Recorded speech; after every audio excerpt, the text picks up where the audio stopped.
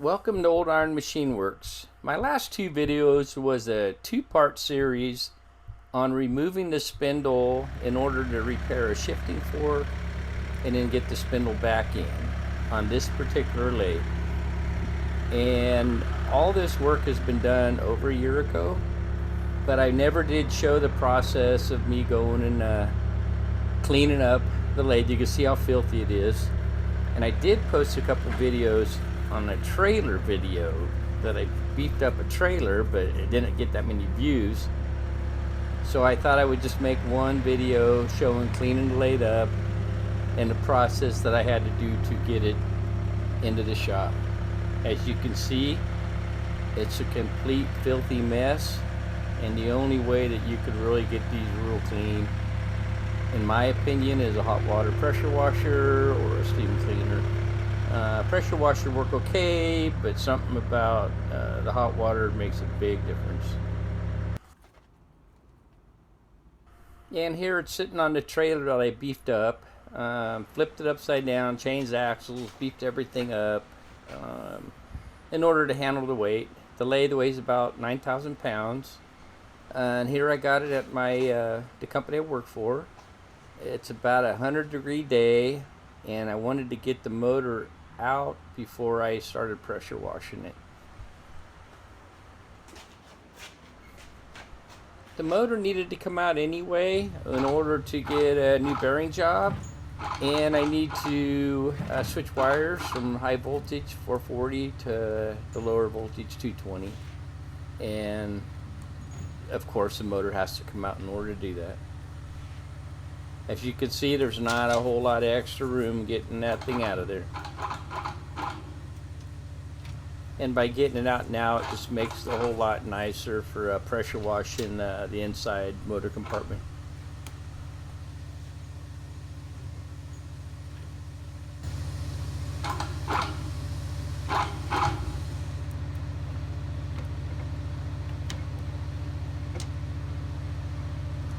About the now would be the time I would start wanting to edit the heck out of the video, but I've had a lot of comments on my last videos that there are several people that do like longer versions.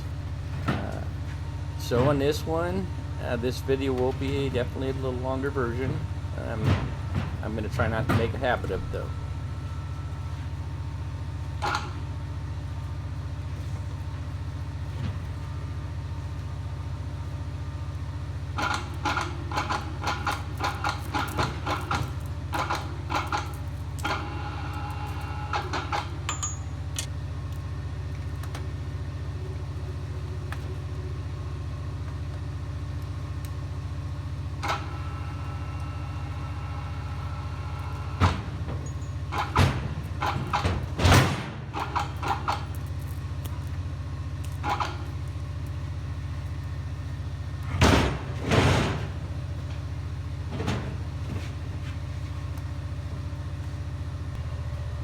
You could see here it would be almost impossible to get that motor compartment cleaned with the motor in it.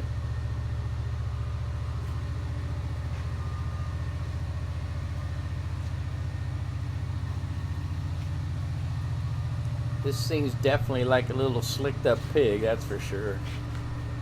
It is a 10 horsepower motor. Ran great, just bearings are pretty inexpensive on these things, so this one will definitely get new bearings.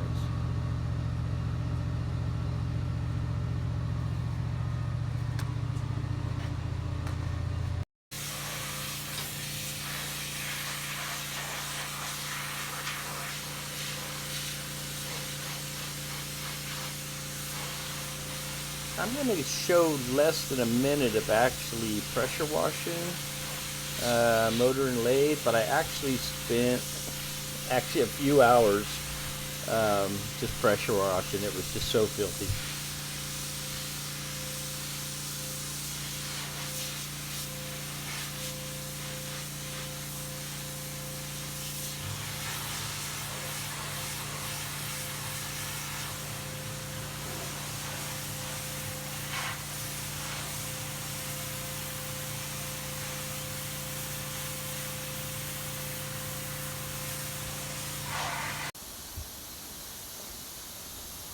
And after a few hours of pressure washing this lathe off, I got most of the gunk off. There were some areas where it still had some kind of hard buildup, but I was able to get the majority of it blown off. And the thing about a 100-degree day, it didn't take long for stuff to dry out real quick.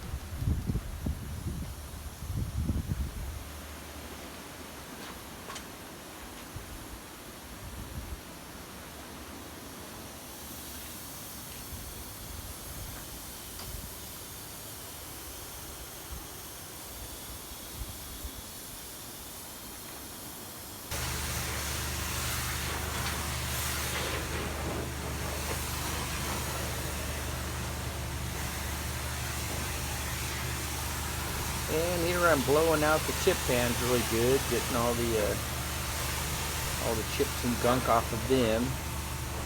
And right here you can see this part is where I already pressure washed. That's the original paint. And that little section right in the center in the white is like some kind of a paint or something somebody sprayed on it, who knows when. But you can see the pressure washer just takes it right off, right to the original.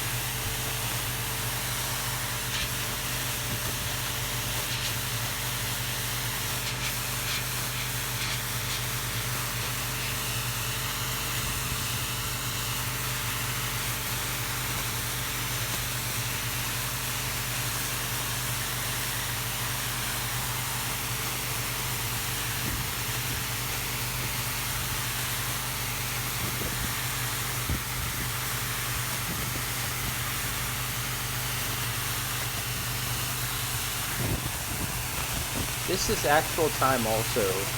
I'm not speeding it up. It's just showing how easy it comes off.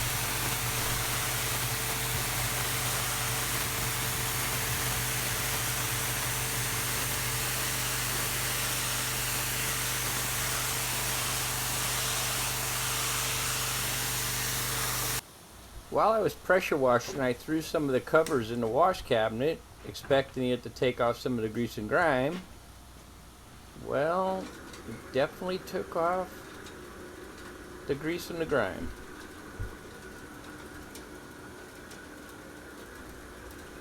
Most of all the smaller covers that on the lathe that were made to take off easily were made out of cast aluminum.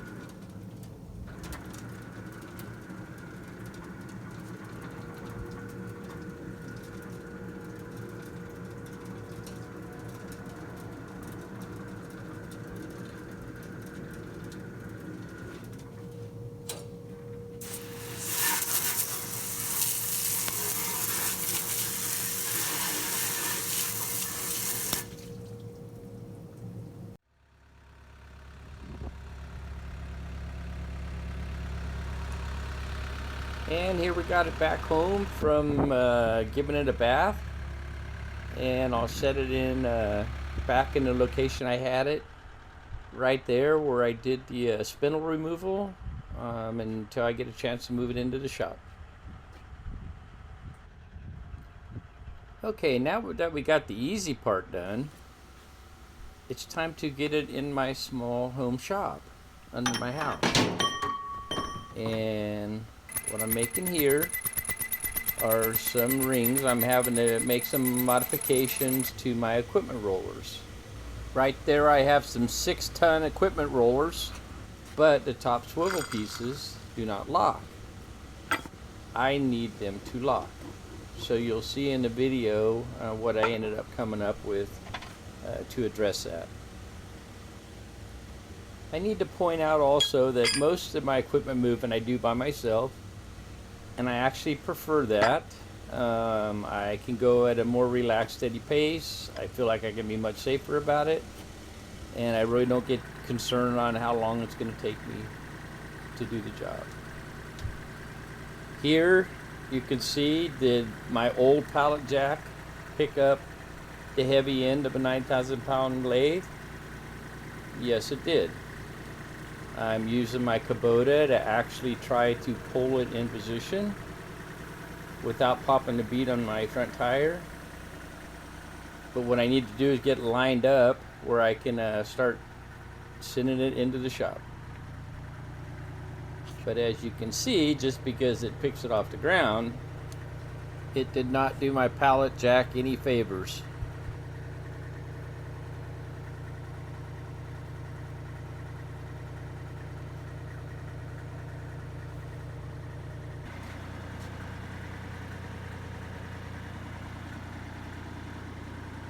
And here I'm pretty much using whatever I got that can help get this thing moved in position.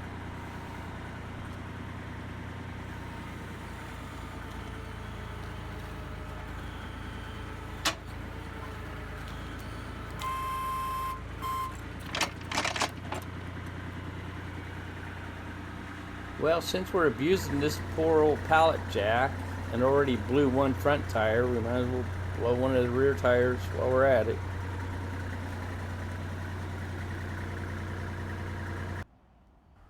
Okay, since we already pretty much destroyed the one pallet jack, now's a good time to get the equipment dollies under the lathe. Okay, we got it tied off with a strap from the American Pacemaker going down to the Monarch, and now I can start getting the Monarch a little lined up. What I got to do is shove the tailstock in forward, which you can see it's hopefully I won't have a problem with that pallet jack, but just using the Kubota with the backhoe over the top to get it shoved to the back. And it's got to go all the way clear to the back of the shop and then make a left. Once you go in the door, it's about 60 feet to the wall.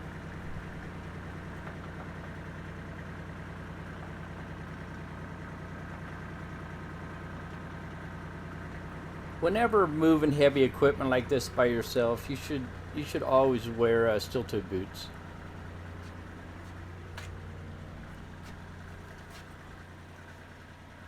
Okay, remember a while back in the video where I was cutting and machining those rings for the equipment rollers? You can see how those rollers are not lined up one with the other. So now it's time to get the spreader bars welded up so it'll get both rollers going in the same direction.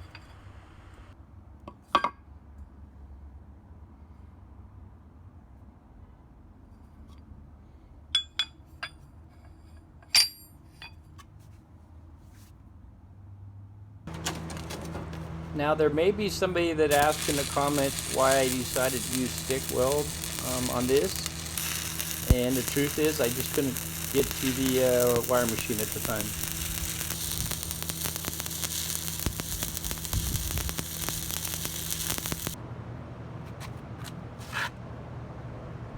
Okay, now these rings, they're upside down right now, but once they're flipped over, those rings will sit over the turntable portion of the equipment rollers to where the turntable part doesn't contact anything. The bottom lip of the ring contacts the main body of the roller, therefore preventing them from wanting to turn.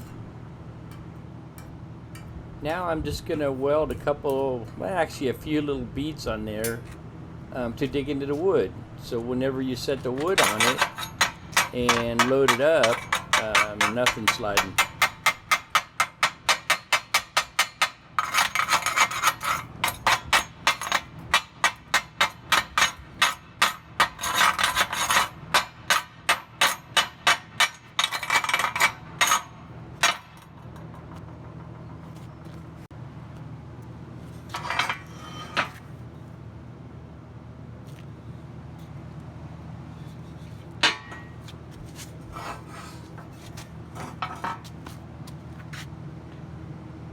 Now with going with this size plate, it's plenty strong enough to keep them from rotating, but yet it will let whatever load you put on it, you know, it'll let the load kind of even out on each equipment roller.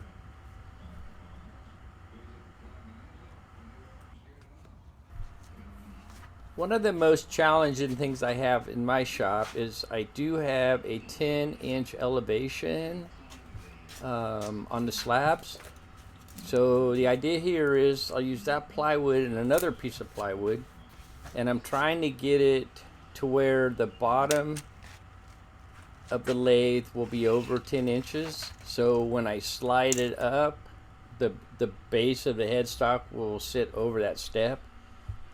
And there's the step right there. Well, you'll find out I didn't allow for the slope of the concrete going up to the step. So I ran into some difficulties, which you'll see pretty quick. Now I've moved lots of equipment, simply put it on pipe and rolled it on pipe. And you can see here the four corners of the headstock protrude down. And unless you are going to bolt some really heavy steel plates across there, the pipe's just not an option. You know, you're constantly jacking it up and then moving the pipe, you know, a few inches and setting it back down. Where normally with pipe, you like to just keep rolling and taking one pipe and put it in front of the other. And here, I'm getting everything kind of set up to start shoving it up in the shop. Now there's lots of different opinions on equipment dollies, equipment rollers, track rollers. One of the problems you've always had is when you put them in all four corners, you have the ability to lose one of them, and then all of a sudden something tips over. Where a lot of guys, they'll put something right in the center, they'll like it better, but I don't like the stability of it. I would rather have equipment track all on four corners. Well, by the brackets that I made for the equipment dollies, at any time I will never lose a roller. Even if I lose the weight on it, it can't go anywhere. It's still going to follow along with the equipment, as you'll see coming up here.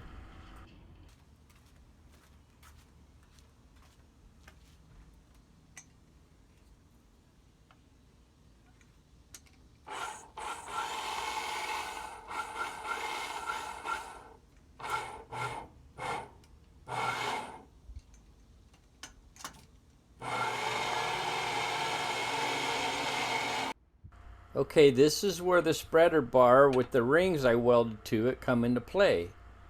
Right now, I have lost all pressure on this right roller, which means that the left roller is carrying all the weight. Since it's carrying the weight, that plate and the right side ring is keeping me from losing the right roller. And as I go forward, it'll just keep bringing the other right forward ahead with it. So at any point, if the weight ever shifts, it's always got, you know, either the right or the left roller there ready to take the load. And another thing, since I have a light foot, you know, the right roller doesn't have a load on it, that's telling me that I have load on both front rollers, which that's what I want because I can't really see what they're doing. And this yellow machine I have, it's called a Tug Bar. All it does is push. It doesn't carry any weight at all. All it does is push.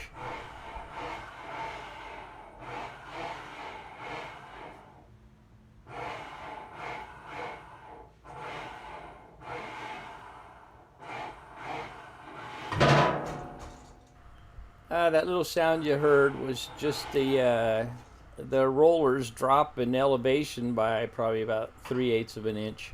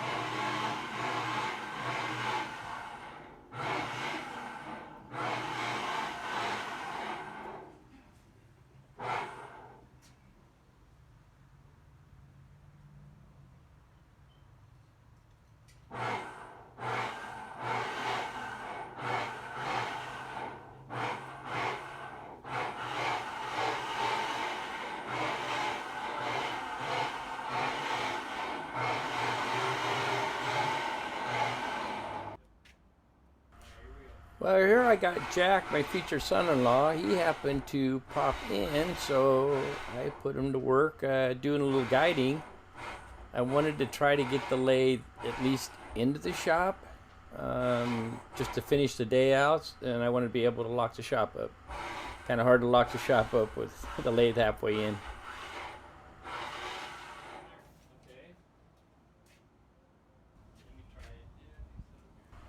Here I'm trying to steer a little bit, but with those brackets I made to lock the wheels in one direction, they work really well.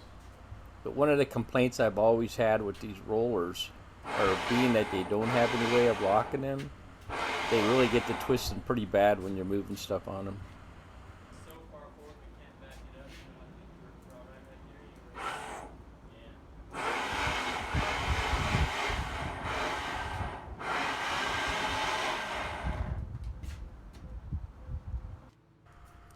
Now this will go over a porta power for jacking up underneath the wood on the lathe, which you'll see shortly here in a couple clips.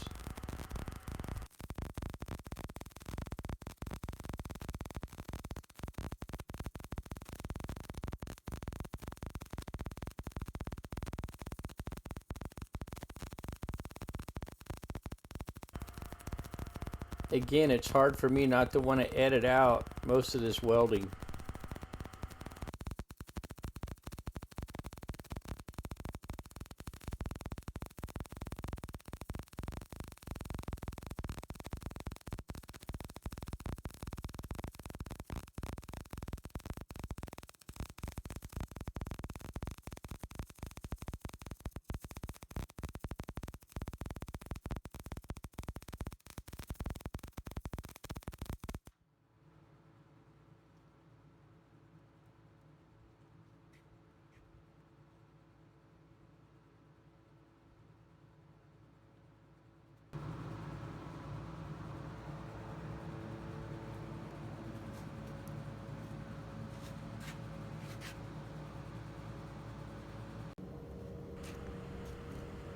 Here I just used the grinding wheel to grind the weld down. Then I'm just taking a flat just to smooth things out.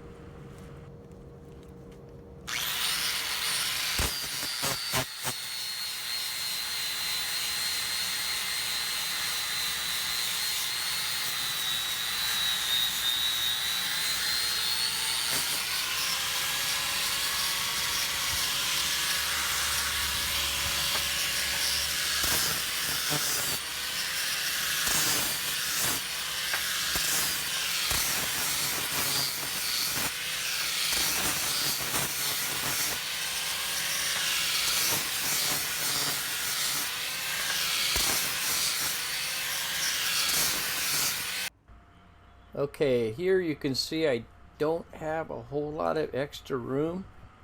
I've already pulled off the main cross slide control knob. It was sticking out just a little bit too far. I'm hoping I can get it fished up through there, but I got to be able to pick the tailstock end up and turn the rollers. So that last piece you see me weld up, I wanted more surface area on the wood when I jacked it up, and that way I can just slide it under it, you know, not have to have a plate falling off the top of the porta power. And I just jack it up, adjust the rollers which way I want them to go, and once I let it down, they pretty much stay put.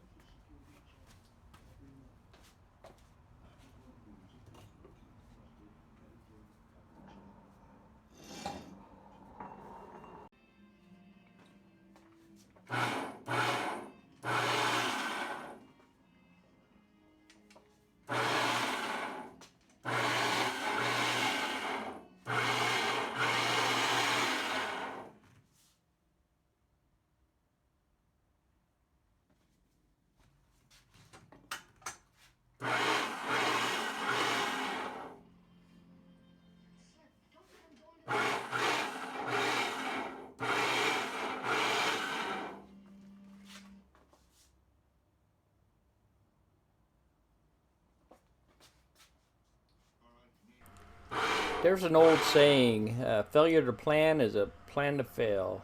And I did my best job trying to plan this out. I knew I had a 10-inch elevation rise. I knew I had over 10 inches up off the rollers.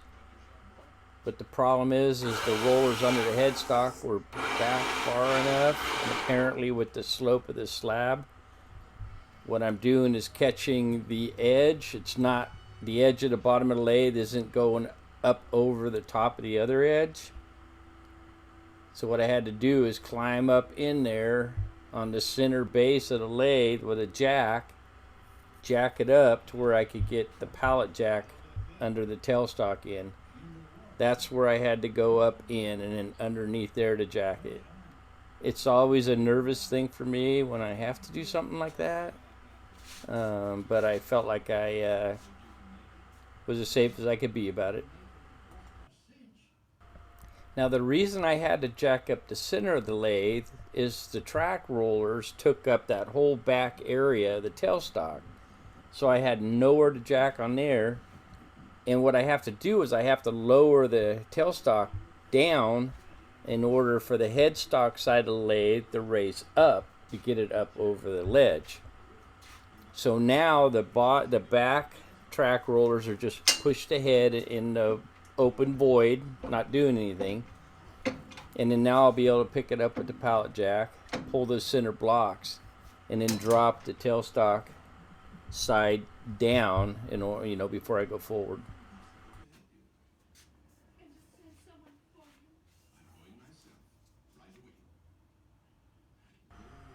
And now here I'm finally able to drop the tailstock down. Didn't have to go down too much in order to get my clearance.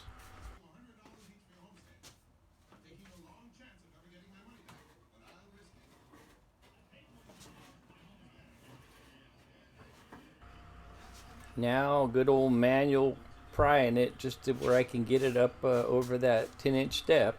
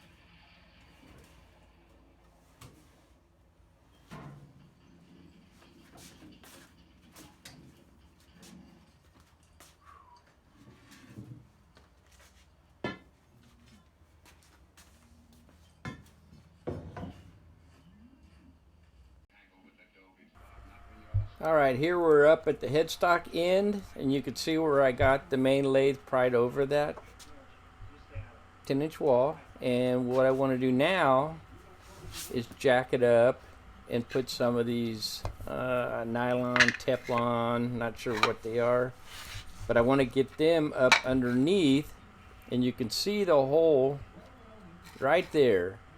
I want to get them up underneath. I want to get the lathe sitting down on it, and then I want to screw the adjustable bolts all the way down into those pockets.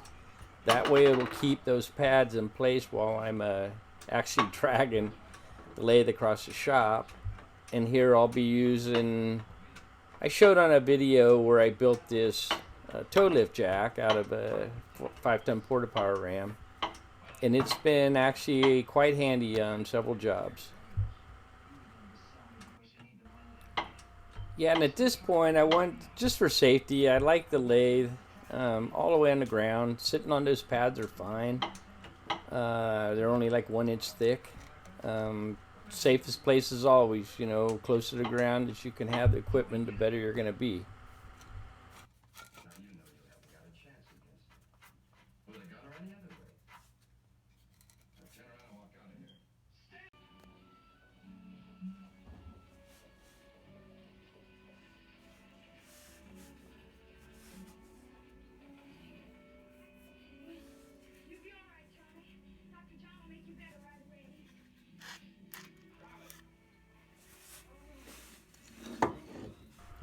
One thing about this toe jack too, it fits in kind of confined spots, maybe in areas where you don't have room, like a bottle jack style, where the porta power pump, you could pretty much put it wherever you need it.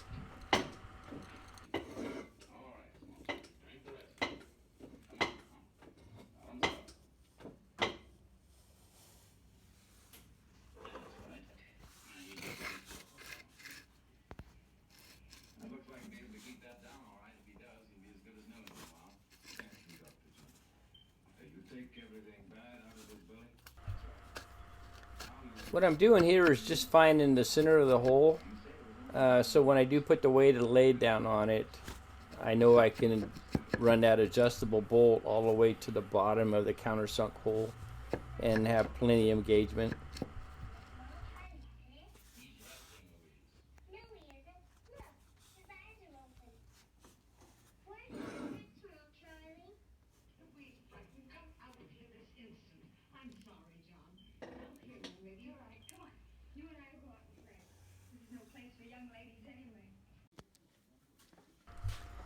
I also apologize for the jumping in the video. This is when my iPhone 6 was going out, and I had to be creative and try to figure out how I could make it work. Like right now, I'm holding a magnet up on the screen trying to stabilize it.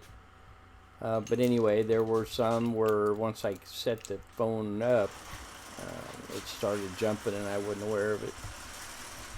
Here I'm just running the come along cable out, and I'll just use it until I get the lathe safely up on the upper level.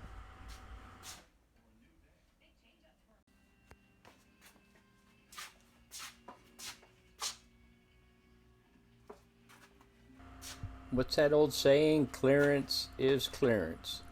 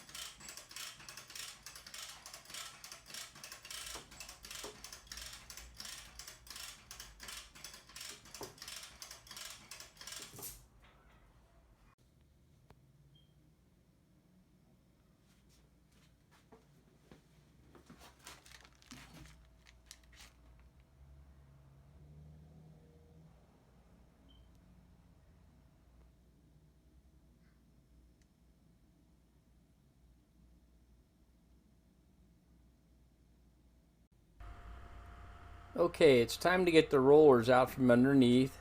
So right there, the front roller, I jacked up, put some blocks under the center section. And now we can take the tailstock end rollers and take it all the way out and get it out of the way.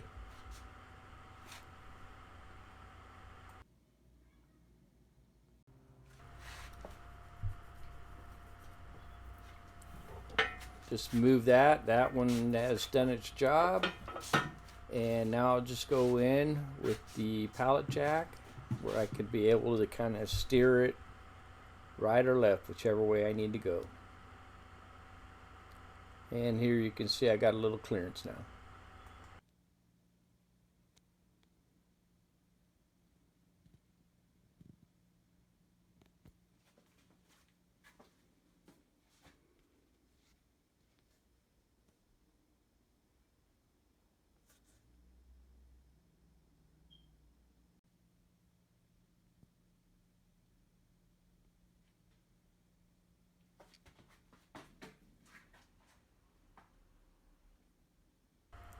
I was getting a little nervous that I might have had to take off the taper attachment and That I did not want to do because that thing weighs a few hundred pounds by itself.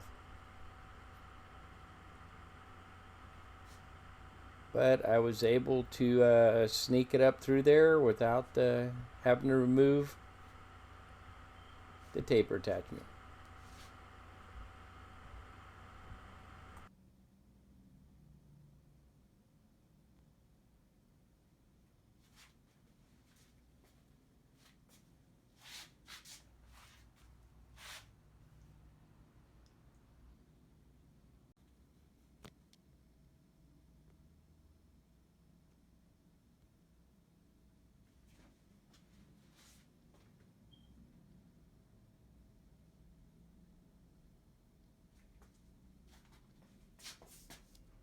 Here I got the center of the lathe blocked up again in order for me to get another bite at the tailstock area, and I also needed to pull the pallet jack out in order to get rid of what was the front roller assembly.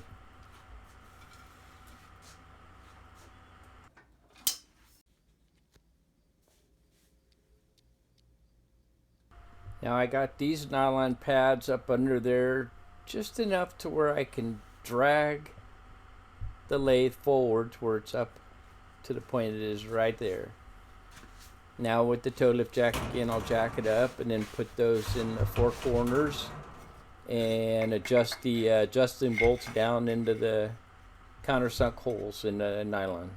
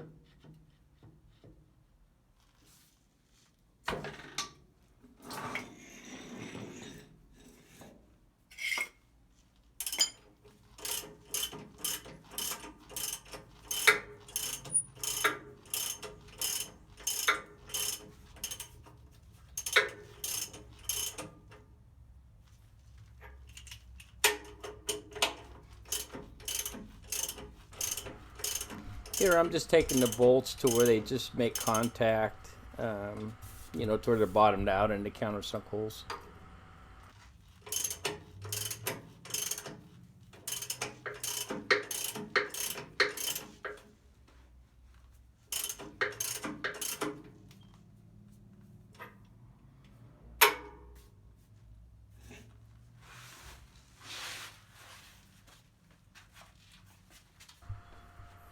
Alright, now that I have it safely close to the ground, now I can use the electric winch to start pulling it a little closer to its new home.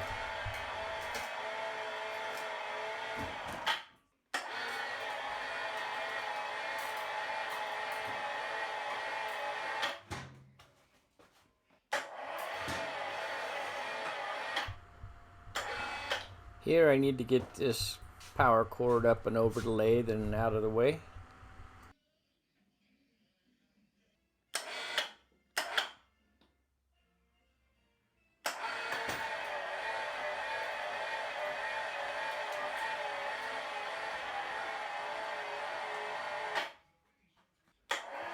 Here you can see the left has a little light foot, and you can see the piece of Teflon nylon just kind of rotating as I'm dragging it.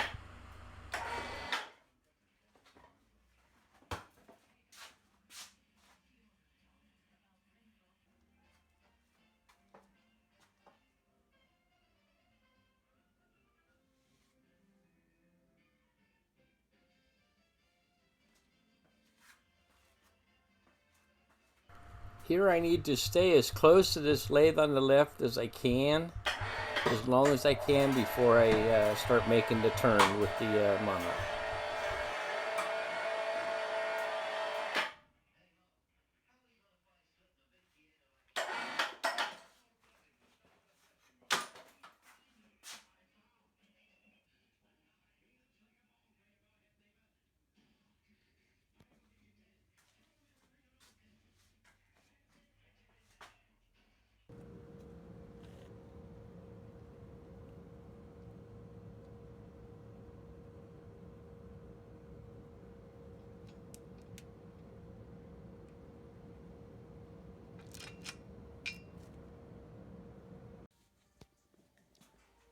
Okay, I added 2 more anchors, one there, so I could put a chain all the way over to there. And I built this bracket, but that hook needs to be up higher, because whenever the winch is pulling, it's wanting to tilt it this way. So I'll have to put another hook right in the center. But anyway, with the Monarch sitting right on the concrete on nylon pads, when it tilts, it hits this safety switch. Let's try that again.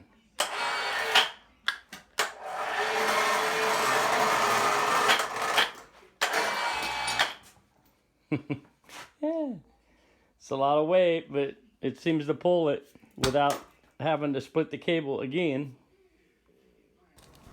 Had a slight little oops while torching off that chain hook.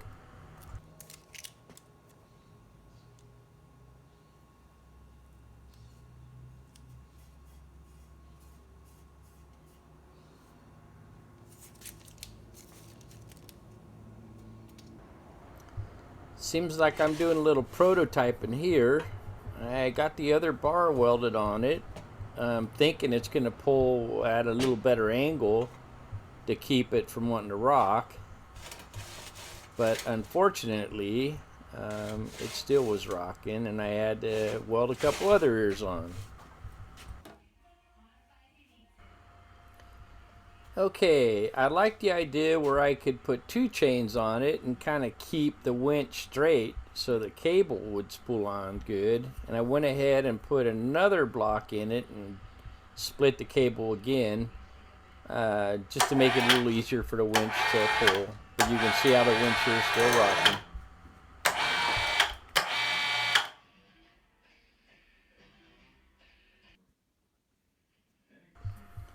Okay, here I welded the other 2 ears on, and that seemed to work really nice.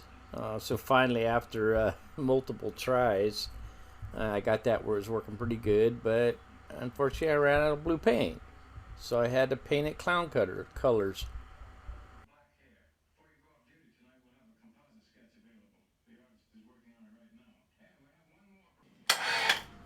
Okay, I'm now at the point where I need to start making the turn.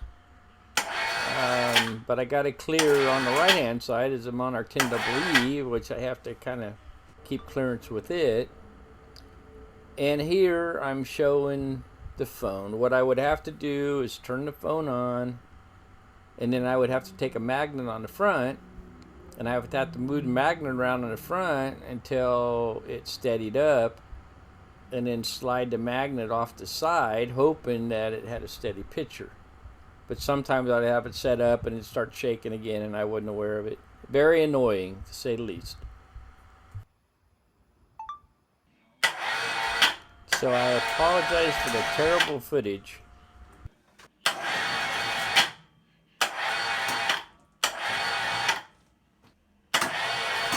Here I'm pulling it to the right as far as I could go, right next to the 10EE before I needed to reposition. Here I've repositioned with the chain and the hooks. And now I'm pulling from the tailstock end. But to keep the headstock end from going farther into the 10EE, I have that come along chain. You can see right there, I'm as close as I want to be to the 10EE. So the little ratchet come along chain hopefully will keep it from going any farther to the right.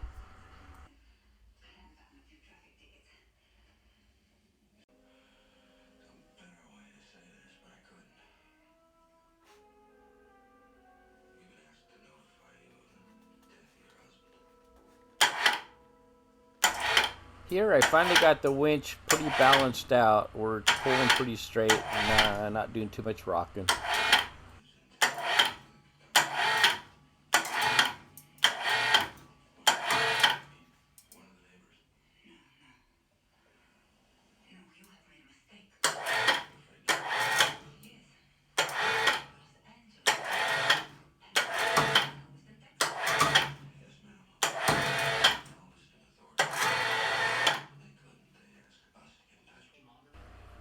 Now I got to the point now where I want the headstock to start going forward away from the gearbox to make the turn.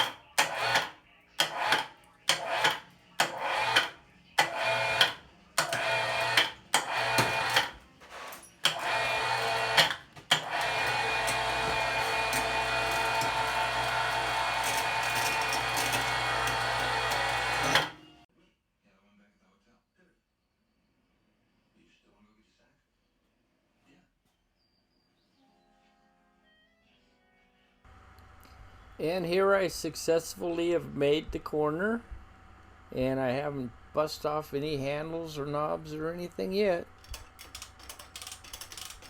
And to kind of finish it off here, I will use the come along, take it as far as I can, and then I'll switch back over to the other side with the good old manual pry bar and blocks of wood.